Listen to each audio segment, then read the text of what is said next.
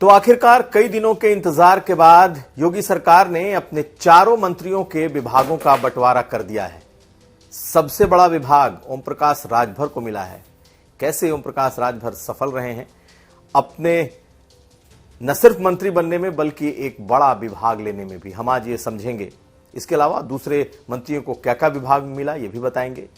ये भी जानिए कि क्या शिवपाल यादव नाराज हैं, क्या वो नहीं चाहते कि वो बदायूं से चुनाव लड़ें, और क्या वो ये चाहते थे कि उन्हें आजमगढ़ की सीट दी जाए।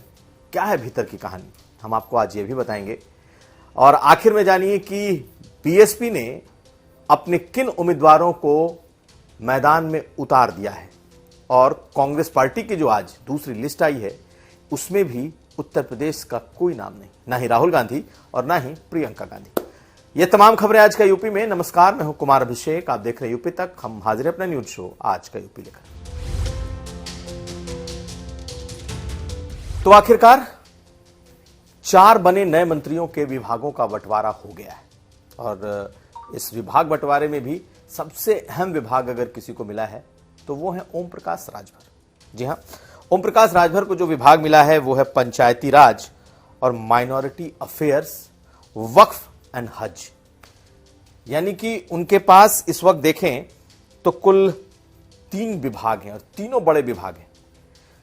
बीजेपी का कोई ना कोई मुस्लिम चेहरा अमूमन माइनॉरिटी वेलफेयर और वक्फ और हज को हेड करता था। कभी मोहसिन रजा के पास ये विभाग हुआ करता था, लेकिन ये विभाग अब ओम प्रकाश राजभर को मिला है। लेकिन उससे भी बड़ी बात यह है कि उन्हें पंचायती राज जैसा महत्वपूर्ण विभाग दिया गया है, और पंचायती राज विभाग मुख्यमंत्री के पास था। यानी कि मुख्यमंत्री ने अपने एक विभाग को कम किया है और उसे सौंप दिया है ओम प्रकाश राजभर को। तो ओम प्रकाश राजभर के का महत्व कैसे बढ़ा है, आप इसका अंदाजा लगाइए।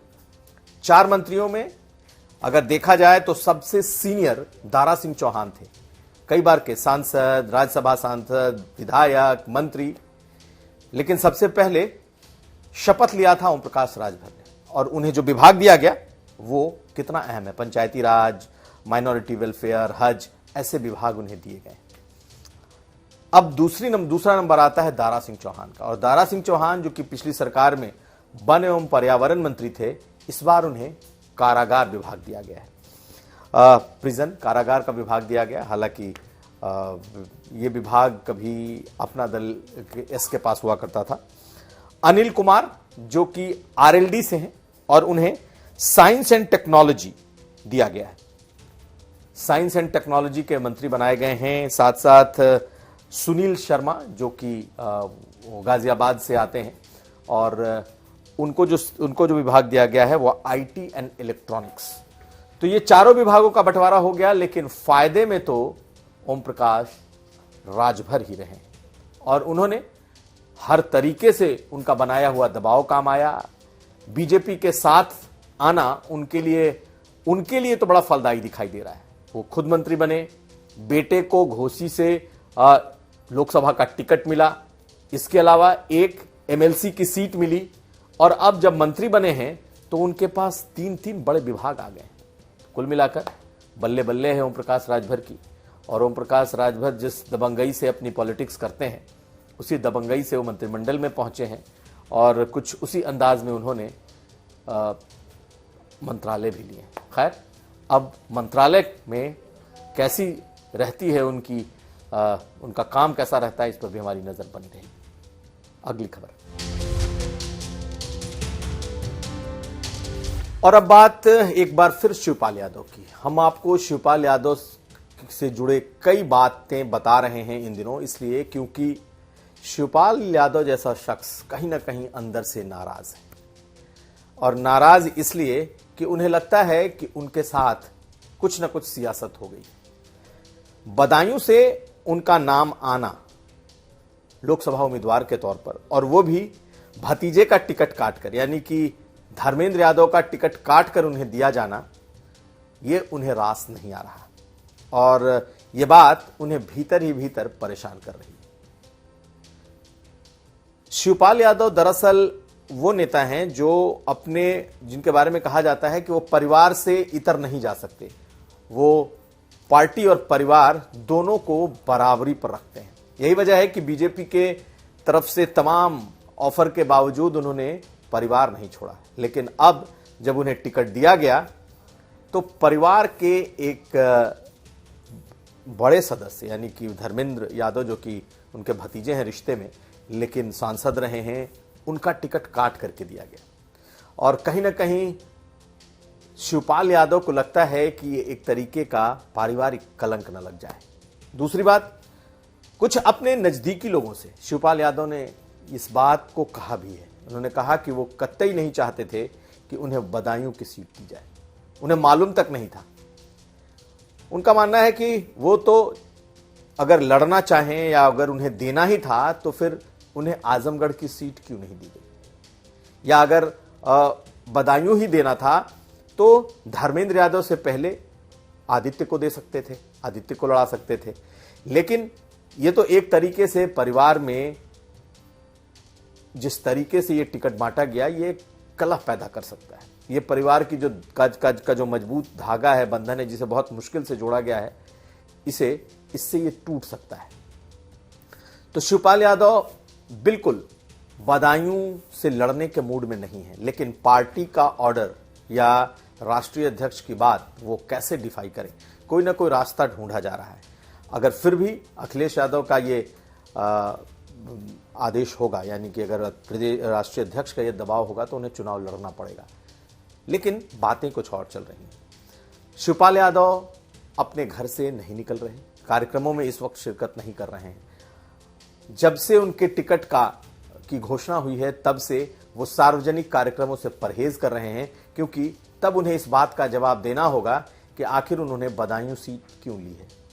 ज्यादातर लोगों को लगता है कि शिवपाल यादव ने अपने लिए ये सीट ली है, लेकिन उन्होंने कुछ करीबियों से जो बातें शेयर की हैं उसमें वो कतई ये सीट नहीं चाहते थे।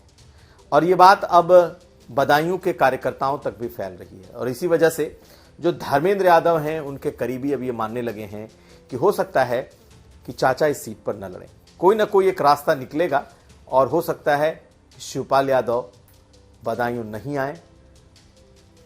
रही बात आजमगढ़ की, तो आजमगढ़ को इतना मजबूत किया गया है। बलराम यादव वहां से एमएलसी बनाए गए हैं, वहां से गुड्डू जमाली एमएलसी बनाए गए हैं, यानी कि समाजवादी पार्टी ने जिन 3 एमएलसी को इस बार भेजा, 3 लोगों को जो एमएलसी बना करके भेजा है, उसमें 2 आजमगढ़ के ही हैं। तो क्या ये चाचा के लिए किया गया है?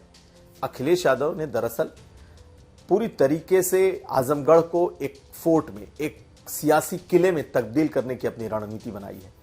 और सियासतदान और जानकार मानते हैं कि अखिलेश यादव खुद आजमगढ़ लड़ना चाहते हैं, क्योंकि इस हाल में जबकि कहा जा रहा है कि इस बार मोदी का दबाव, राम मंदिर, ऐसे तमाम चीजें हैं, ऐसे में अगर अखिलेश यादव इस सीट को सुरक्षित कर रहे हैं तो अपने चाचा शिवपाल यादव के लिए नहीं बल्कि खुद के लिए।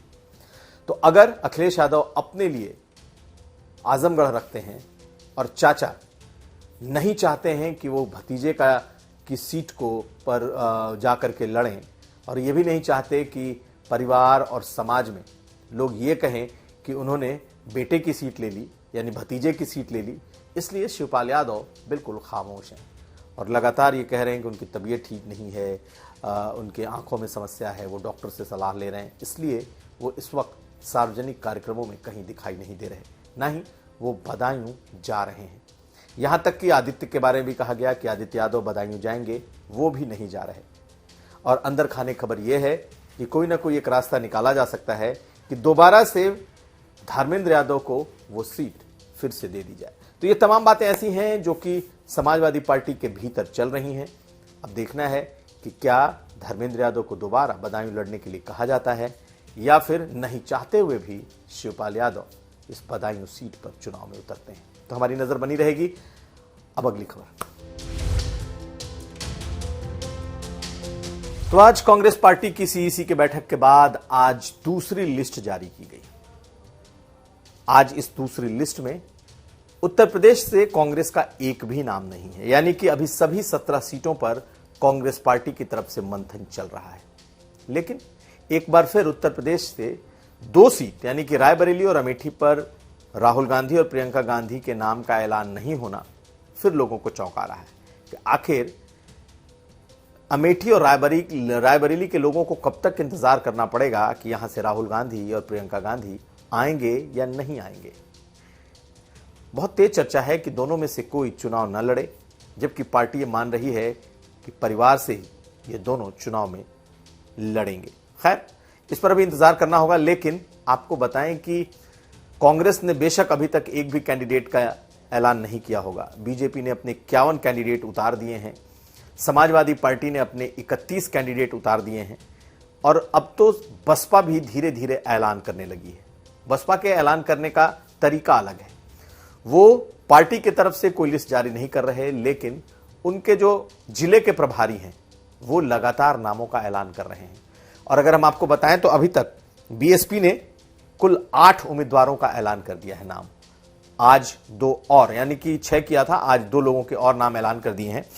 तो आपको बताएं कि पहले 4 किया था, आज 2 किया, तो कुल 6 नामों का ऐलान बसपा ने किया, माफ कीजिएगा। तो हम आपको बताएं कि आज बसपा ने बिजनौर से विजेंद्र सिंह को अपना प्रत्याशी बनाया है। तो विजेंद्र सिंह को प्रत्याशी बनाया, विजेंद्र सिंह जाट हैं, और वहां से आरएलडी ने चंदन चौहान जो कि गुर्जर हैं उनको अपना उम्मीदवार बनाया है। अभी इंतजार इस बात का है कि समाजवादी पार्टी अपना किसे उम्मीदवार बनाती है।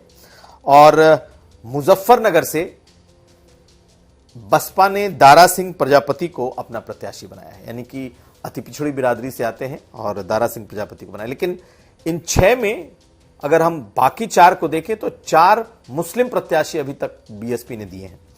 पीलीभीत से अनीस अहमद खान का नाम है, मुरादाबाद से इरफान सैफी, कन्नौज से अकील अहमद पट्टा और अमरोहा से डॉक्टर मुजाहिद हुसैन।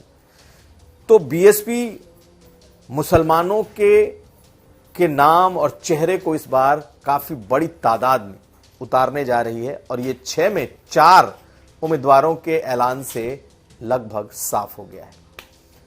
तो खैर, अब इन 6 में 6 लोगों के में 4 मुस्लिम बीएसपी ने उतार दिए हैं। अब धीरे धीरे उनके और कैंडिडेट्स सामने आएंगे, तो हमारी नजर इस पर बनी रहेगी। फिलहाल आज के लिए हमें दीजिए इजाजत, हम फिर कल हाजिर होंगे। तब तक नमस्कार।